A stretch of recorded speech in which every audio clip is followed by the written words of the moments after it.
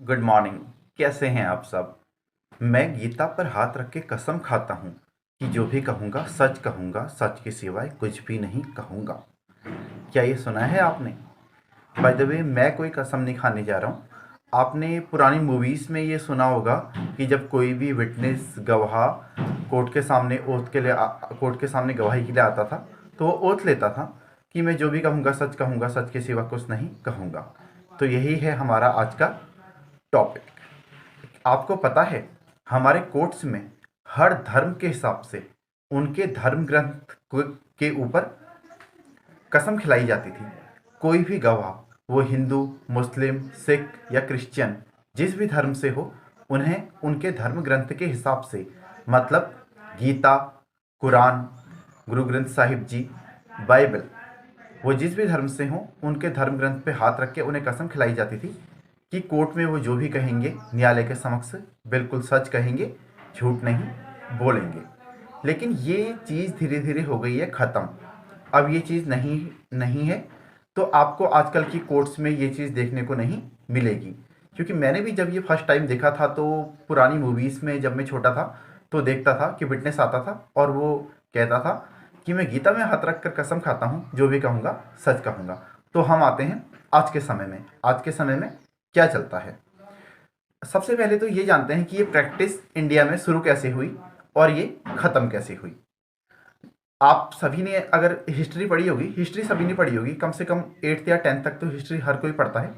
तो जो मुग़ल एम्परेर्स थे, जो हमारा मुग़ल साम्राज्य चलता था, जो मुग़ल लोग थे, वो धर्म ग्रंथ में बहुत ही विश्वास करते थे।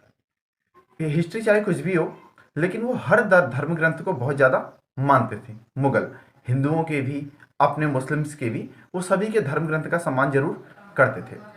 तो मुगल्स ने ये प्रथा चलाई कि उनकी कोर्ट्स में, मतलब जो भी उनके राजा की उस टाइम पे कोर्ट्स होती थी, अपनी, जो भी उन्हें कहा जाता होगा, तो वहाँ कोई भी विटनेस जो गवाही देगा, वो अपने धर्म ग्रंथ के ऊपर हाथ रखकर कसम खाएगा कि वो जो भी बोलेगा सच बोलेगा।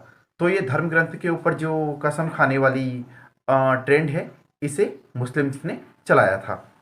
ये परंपरा है, इसको चलाया था हमारे मुगल्स ने। मुगल्स आप जानते ही हैं, मैंने बता दिया। तो ये माना जाता था कि जब कोई भी व्यक्ति अपने धर्म ग्रंथ के ऊपर हाथ रखकर कसम खाता है, तो वो झूठ नहीं बोलेगा, वो सच ही बोलेगा। मुगल्स के बाद इस प्रथा, इस परंपरा को ब्रिटिश ने भी अपनाया। जो हमारे अंग्रेज लोग थे, उन्होंने भी ये चली आ रही परंपरा को अपनाया। लेकिन हमारे जो ब्रिटिश लोग थे, उनकी एक बात उनकी बहुत अच्छी थी। वो किसी भी चीज़ को यूं ही ऊपर ऊपर नहीं चलाते थे। वो हर चीज़ के लिए एक कानून बनाते थे और उस कानून के अकॉर्डिंग ही वो चलते थे। तो उन्होंने क्या किया, इस ओथ के ऊपर, मतलब ये कसम खिलाते थे, इस चीज़ के ऊपर एक लॉ बनाया जिसे कहा गया Indian oath act 1873। Indian oath act 1873। और कई सालों तक का, मतलब आज़ादी के बाद तक का भी इस लॉ को ही फॉलो किया गया। मतलब जो इंडियन ओथ एक्ट था 1873 का, ये हमारी इंडिपेंडेंसी के बाद भी, मतलब हमारी आज़ादी के बाद भी यही लॉ फॉलो किया गया। इसके अकॉर्डिंग यही होता था कि हर कोई व्यक्ति जो जिस भी धर्म का है, वो अपने अपने धर्म ग्रंथ की कसम खाता था। अब ये सब खत्म कब हुआ? जब 1969 में 28वें लॉ कमीशन ने, 28th लॉ कमीशन ने अपनी रिपोर्ट में 1873 के इस ओथ एक्ट को खत्म किया और एक नया लॉ लाया गया, 1969 ओथ एक्ट। तो 1969 में आया 1969 का ओथ एक्ट। इस एक्ट में क्या किया, मतलब अभी भी जो, मतलब 28th हमारा लॉ कमीशन था जिसने 1969 में नया ओथ एक्ट लाया, अभी भी वही एक्ट लागू हो रहा है। अभी भी हम उसी एक्ट के अनुसार चल रहे हैं। तो इस एक्ट ने क्या किया कि अलग अलग धर्म ग्रंथों की किताबों के समक्ष, मतलब उनके पवित्र ग्रंथों के ऊपर हाथ रख के कसम खाने वाली प्रथा को बंद कर दिया।